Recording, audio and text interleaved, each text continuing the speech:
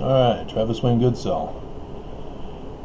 You should not hear my air conditioning units, as I finally decided, hey, let's check, make sure the filters, yeah, they were filthy. I need to do the fans too, because it's still blowing and I'm a coughing. So shut them off for the moment. But anyway, as I did the video yesterday, as I am careful about how loud I speak because of the lack of air conditioning units running. I still have the one in the background, but oh, there it goes. You probably heard it click. But yesterday I did a video, not the popular one from yesterday, which Mormons are overwhelmingly hateful of. And I purposely allowed the thumbs up and thumbs down to be seen on that video, so that all Mormons and those who are not Mormon can see that the Church of Jesus Christ of Latter-day Saints is divided. And it's divided specifically by the leaders to conquer. It's ancient war tactic, divide and conquer. Because if they band together in a group, fascism, they're stronger. It's more difficult to kill off. That's why the Nephites in the war strategies of the Book of Mormon gathered together in one place for the final battle, the Hill Cumorah in southern Illinois, where they buried ancient treasure plates in Egyptian by the Knights Templar. I've done those videos. And so, yes, there's an overwhelming hatred of Joseph Smith Mormons. And this is what I've come to find out, is I'm a Joseph Smith Mormon. I'm not a Brighamite Mormon. And I was told that when I first came to Utah. I was told that by an individual who himself had recognized, oh yeah, there's lots of different Mormons. There are those that split when Joseph was murdered, and so there's only those who only believe what Joseph did to that point and they don't believe anything further. Then there are others who believe the additional information put in by Joseph Smith but no further. Then there are those who believe Brigham Young and go no further, and then John Taylor and go no further, and Wilford Woodruff, and etc. Lots of different Mormon factions, but it comes down to just two. Those who are for Team Joseph Smith, and those for Team Brigham Young. Because they're completely different. And the main sign that distinguishes the Brighamites is the star of Lucifer, the pointing down star of Lucifer, the fallen star of Lucifer. And you'll recognize in that, is it that video or is it the sign? It's the sign for today. So yes, that video, which was done after that other video, which I do not allow thumbs up and thumbs down to be seen, and thus the haters didn't come out. The freaks come out at night. The freaks come out at night. And so in that one, today at noon, is the sign of Jonah, as Matthew 12 is the only reference to such a sign. And that's today at noon. And you might notice that it relates to the Assyrian god king Dagon, who wore the fish costume, as the fish in the Euphrates were so huge that they literally could swallow a man, and men would, hunt the fish and then wear their skin as their cloak of kingship. King Dagon is the fish king as a result. And so is it Aztecs or Mayans who wear the leopard skin, and different kings anciently wore different skins of animals to show their strength over conquering the animal by hunting them. And so that's where the concept of the dragon or fish king comes from. And yes, it's related to John the Revelator's dragon.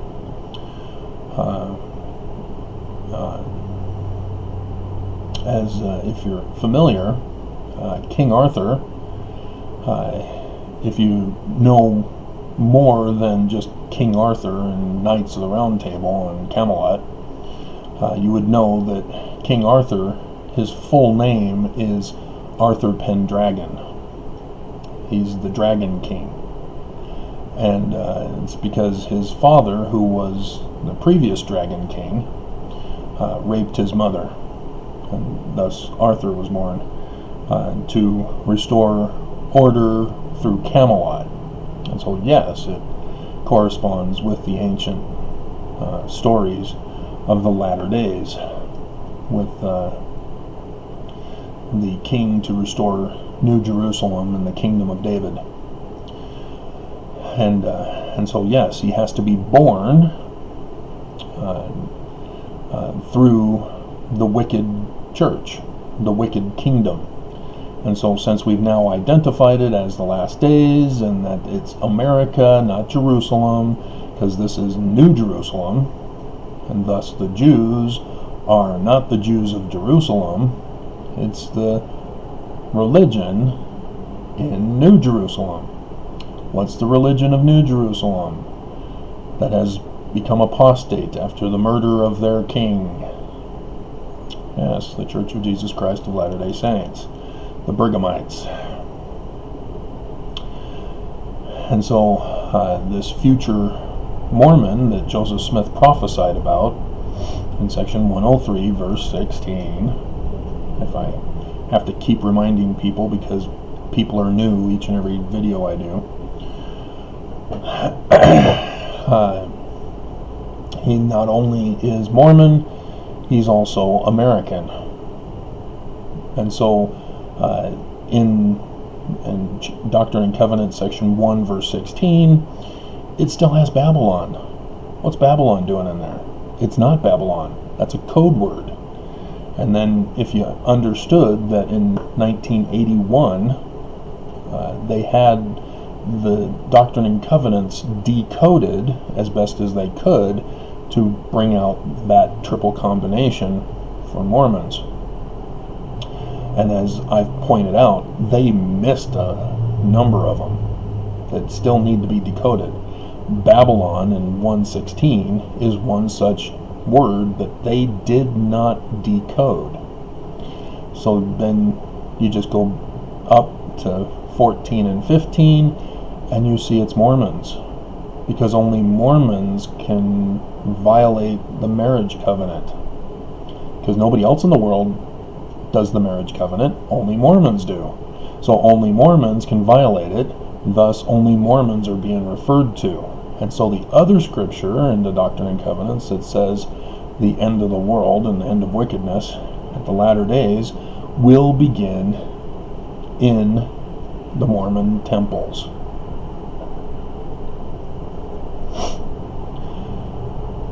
And so that's why the Mormon temples have the inverted pentagram, Nauvoo being the symbol of conquering Joseph Smith as the Messiah of the last days, the Christ of the last days. and establishing Brigham Young as the usurping Christ, the usurping Messiah, the false Messiah, the son of perdition in Thessalonians. And out of his religion will come a Mormon, according to Joseph Smith, who will set in order, section 85, verse 7, the temple, restore the church. And so it's understood that the restoration of the religion and the government, as they are split in America, we don't have a theocracy, and so do they both go down at the same time, or does one go before the other, and which one would go first? Well, what comes first, Mormons? Spiritual comes first, then physical. Now, when people are suffering physically, you have to take care of physical, but that's a different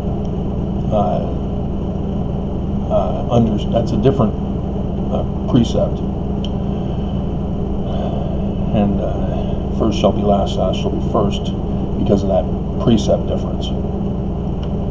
But creation-wise, spiritual first, then physical.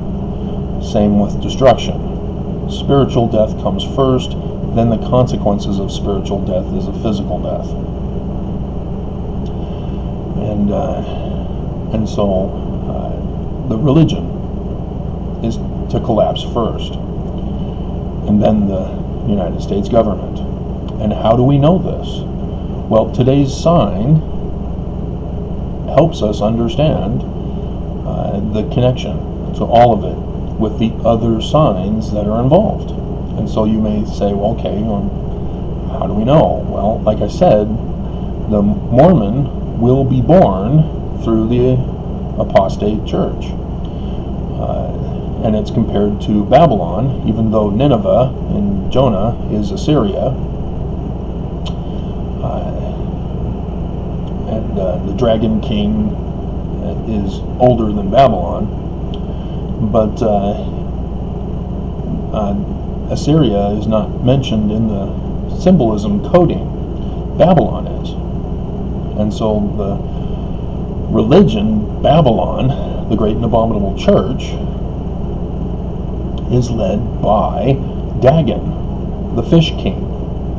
So that's what you're looking for, is the leader of the church as the fish king in the sign in the heavens.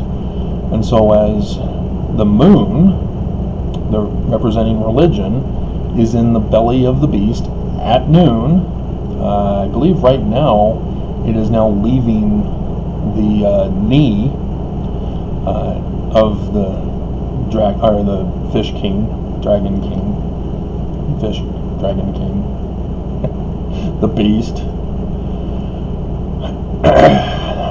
You have every knee shall bow, every tongue confess that Jesus is the Christ. Well, that's Ophiuchus's knee, the one who's battling the serpents. This is the wicked version of it. Every knee shall bow and every tongue confess that the false Christ is the true Christ. And so the moon is passing by that as it's becoming full in the belly of the whale. And it shall, it's not the leader of the church, which is Nelson. That should be obvious, that Nelson is the current president of the Church of Jesus Christ of Latter-day Saints. And I've gone over the symbol representation of who Nelson is in the heavens. He's Mars, because Monson's death during the stars falling from the tail of the dragon, the quadrantid meteor showers, Mars was at the top of the scale of judgment. becoming the judge. The passing of the old transferred to the new. Nelson as Mars.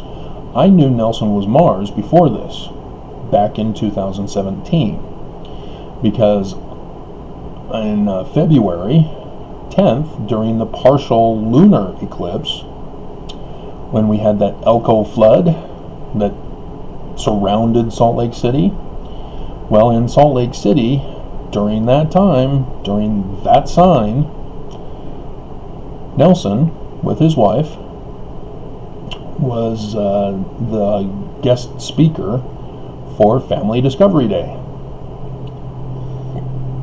And there are critics who have done video clips of that day making fun of what he was saying in that lecture that he and his wife gave. But the sign confirming that it was Nelson was Mars with Venus, and so Venus represents not only his wife but also the church, as he was giving with his wife a lecture, talk, whatever you call it, to the church who were present for that Family Discovery Day, and then went viral and is available on video for people to watch. And so yes, Mars and Venus were together in Pisces, the two fish. Now, scholars think that Pisces represents the age of Pisces, and that Jesus of the Roman time is the age of Pisces, and that Jesus was talking about a transfer in the latter days to Aquarius, so the age of Aquarius. This is the dawning of the age of Aquarius. And after Monson's death in 18, we then had the sign of Aquarius that transferred to the age of Aquarius. So that was kind of cool when I found that out. If you're wondering about the Mormon who is going to restore things, as he is the son of the Dragon King, and therefore of the Church of Jesus Christ of Latter-day Saints, of who is the Fish King, yes, he's the son of the Fish King as well. And so you're looking for his actual birth in Pisces rather than in September. Do you remember? 21st night of September was the Jewish New Year in 2017, and then 2 days later, for the Sabbath of the Jews, was the sign of the coming of the Son of Man, or the man-child, or Jesus, or Emmanuel. They all have different names for him. Twig for Ezekiel, branch for Isaiah and Jeremiah, and I think Zechariah, or is it? Anyway, but yeah, many different names. And then if you go into scriptural prophecies, then yes, he's also Samson, the Sun King, and all sorts of other titles and names.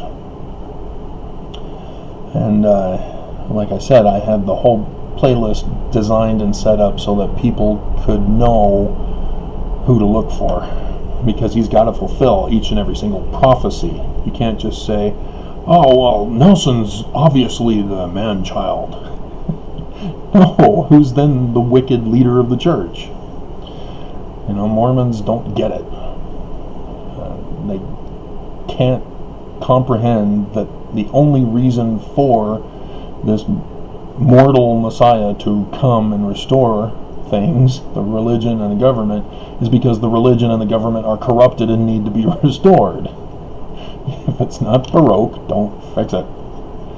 As Cogsworth is quoted as saying.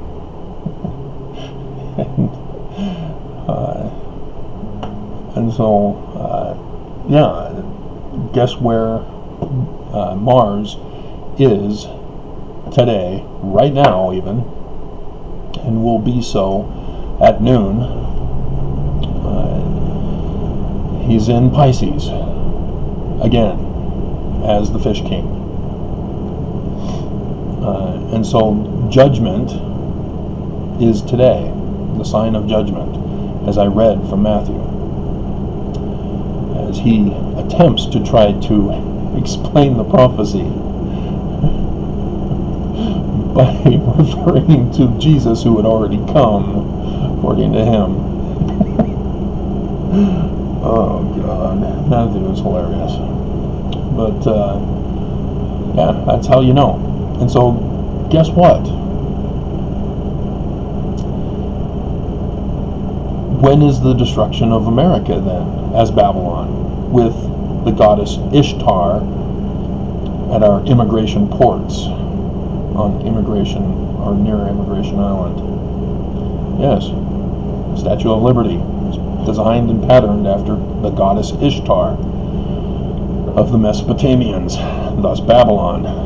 America is Babylon. The great and abominable church of Jesus Christ of Latter-day Saints is Babylon. And so the government Babylon of the theology that has been split in America is the United States of America. And so when was the first indication that America was going to be destroyed? Book of Mormon says 3 days of darkness. Where do they get that from? Moses. Right before the coronavirus, there was 3 days of darkness. It's not 3 days in a row. It's total solar eclipses with a middle one on Father's Day in June 2020 of an annular, which shows as a fire, burning ring of fire. Is it Roy Orbison? Is that the... No. Maybe? Can't think of it. I can hear the song in my head, but I can't remember the exact author, if it's not Roy Orbison.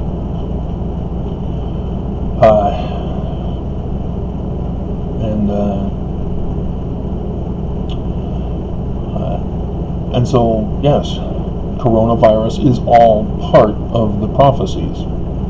Now, whether it's part of God's plan, or as I am suspecting, that evil is so evil that they purposely are fulfilling biblical prophecy to show that God is not real by fulfilling God's will, it just goes to show that Dark Helmet was wrong. Evil doesn't always win because good is stupid.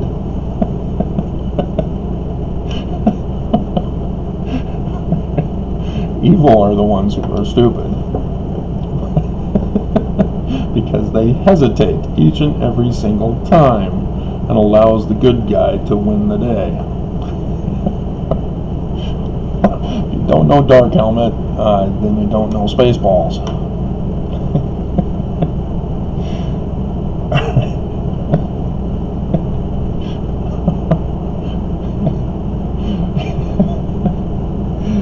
Oh boy, I'm losing it as I'm starting to talk about the swords.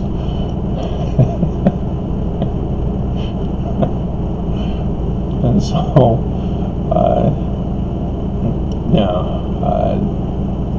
April 8, 2024, that's the third day of darkness.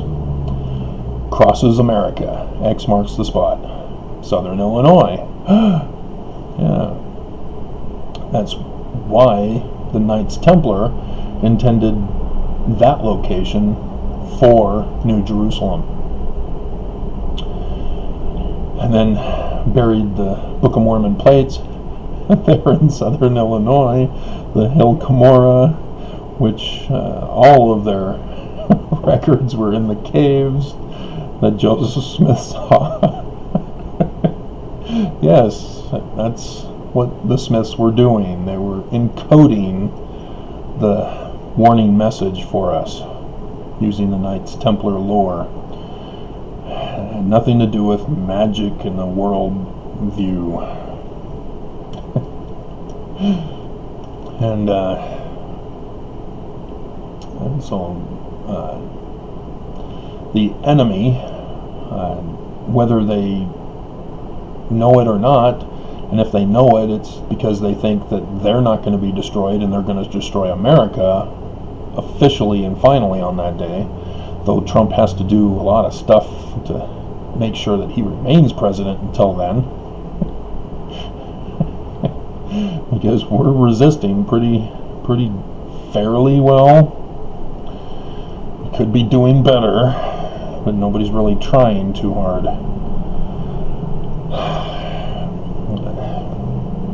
Unbelievable. Anyway, and so yes, that's the government sign. And where is it? Yes, in Pisces.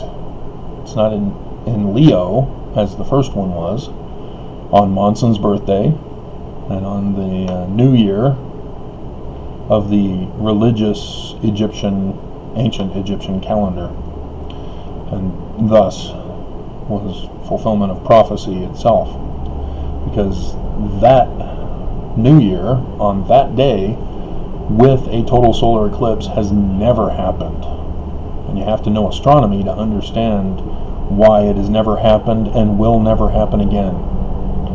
These signs in the heavens, in the Bible, and etc. that support the Bible are never going to happen ever again. Even the comet, Neowise, that came through, that happened to correspond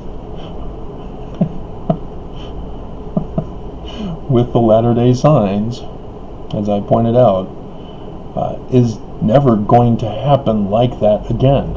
It'll come back many years in the future, but yeah, it won't be accompanied by any other signs and won't be a sign of anything when it does come back. And so this is it, guys. And I'm having difficulty getting across to people, as you get a bunch of people who don't know anything and who force it to be so, but don't understand the correct interpretations. Chad Daybell, for example, he recognizes the tetrad that occurred with the deaths of the three apostles, but he doesn't understand the interpretation. And Brian David Mitchell, another person who claimed to be a messiah, again clueless, and it was only for the purpose of raping Elizabeth Smart.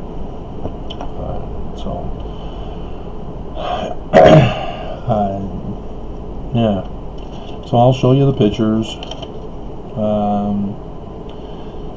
There is a thing about John Oliver in his last night's episode that directly tied to the church, that he is still unaware of history that has not been revealed to us, as proving his point by even him missing historical information, because the first coup d'etat in America was not in Wilmington. It was in Nauvoo, Carthage specifically. The assassination of the first presidential candidate to run as an abolitionist. Yes, Joseph Smith was the first presidential candidate to run as an abolitionist. And they had him murdered. And it was a coup d'etat, because it was Brigham Young who gave the orders. Willard Richards shot Joseph Smith in the back. John Taylor shot Hiram Smith as they were fighting for my third great-grandfather's gun that Hiram had possession of. And then Joseph shot John Taylor as he then ran under the bed to hide. And then while Joseph was over the body of Hiram, Willard Richards came from behind and shot him in the back. that's the true story of what happened, and I've done that video. So yes, there is a clear, distinct difference between Brighamite Mormons and Joseph Smith Mormons. And so those of us who were born outside of Utah were born and raised not knowing the Brighamite traditions. Our parents, yes, but for some reason, those outside of Utah of my generation were able to perceive the church through Joseph Smith's eyes as the founder, rather than the Brigham Young traditions that remained captive in the Salt Lake Valley of Utah and southern Utah, as they love to be Confederate. Again, ABC4 News can't grasp the concept that Mormons are Confederate. We're racist. We're Nazis. We're Scottish Rites Illuminati. And it's this historical awakening that's shocking to people. Sort of like on Stargirl. As I was watching Stargirl, I was going, oh yeah, because the descendants of Brigham Young, the Utah Brighamites, and the descendants of Joseph Smith, though through the Brighamite Church, are two contrary groups that are in battle between each other. As Brighamites are racist, literally, against their own people, who do not believe in the traditions of Brigham Young of racism, sexism, crime, murder, sex slavery, etc. And so there is, Joseph Smith, Team Joseph Smith, are the new Justice League, or whatever Stargirl calls it, and the Legion of Doom, or whatever they call it on Stargirl, is literally the Brighamites. And I was wanting to say that I wanted to be the character of Stargirl, and then of course all sorts of horrible jokes that would be inappropriate for a public audience came as a result. So I'll keep my mouth shut. But the new rising generation who are turning 50 are stuck in the battle now, as we are in the latter days having to fight our own Mormons. And I don't know, there was one person who said he's on Team Joseph Smith in the comments yesterday from that video, but overwhelmingly Mormons don't want to be on Team Joseph Smith. They want to be Team Brigham Young and continue the sex slave trafficking, the murders, the crimes, the abuses, the bullying, the economic slavery. Because John Oliver didn't catch that either, we're still practicing slavery. We just call it capitalism. It's not capitalism. Slavery is not capitalism. But like I said, my mom's father's side were plantation owners, and that's where I get my black ancestry from, is from my plantation owner ancestor raping my plantation slave ancestor, and so that's why we don't get the inheritance from the plantation. But the concept of slave economics is that you have a corporation, a plantation, as it was called back then, and then the employees are the slaves. And so it's the same corporate structure that we have today. And the Church of Jesus Christ of Latter-day Saints is a corporation, mind you. They are slave owners. And so John Oliver didn't catch that concept as blacks have caught on to it, as many activists have spoken up and saying that our economy is the new slavery for blacks. But that's why, is that the employees for any business, any corporation, do all the work, and the owners, the board of directors, the investors, do nothing. They get to go travel the world on their fancy jets, they get to go golfing, they get to party. And their workers are the ones who slave, struggling paycheck to paycheck to survive. Enough money is given to them in their wages so that they can continue to exist, but they're restricted from living a nice lifestyle because they think that they're not worthy of it, the slave owners, and how dare they be equal with them. And it's still going on. The whole nation is enslaved. It's not just blacks. And so my life matters too. I have been, despite my birth through a white supremacist family, double whammied with the Mormon Church, I rebelled.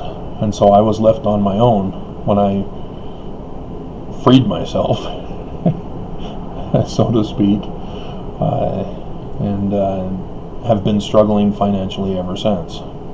I know exactly. And when I told my mom that our economy is horrible, my mom scolded me back. This is the best nation in the world with the best economy, and this is the best they can do. This is the best that can be done. Nothing better can be come up with. And so, I didn't accept that. I've since created a new economy. We just have to implement it because I'm not in a position to do so.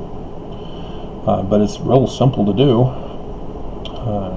But it's based on equality. Imagine that. And that's what people today don't realize, is that they talk about, we blacks want reparations. We want equality, to have opportunities, to have the jobs of the white supremacists.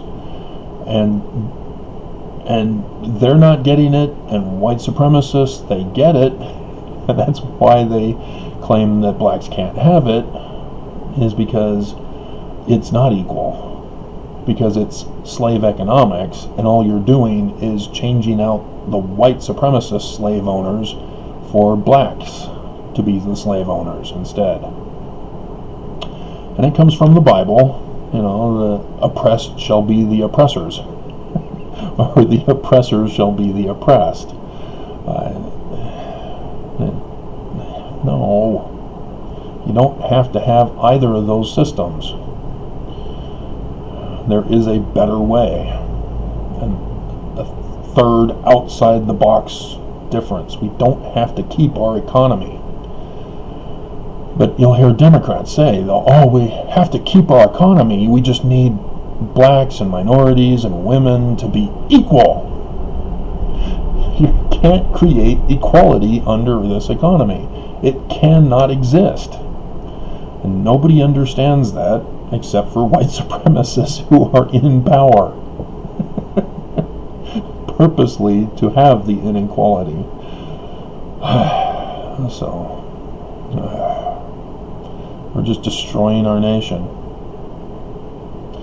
And so hopefully something happens today, because I know my landlord, she's going to be going to the judge in the local court to have me evicted, as I've gone over that with you last week. But the federal judge has been notified, and he's keeping it on the docket. Maybe today, around noon, maybe something will happen with that. But we'll have to wait and see, because interpretations, as much as the symbols show it, can be different. So, wow, 40 minutes. I'll get ready as I save the video and then upload it after that.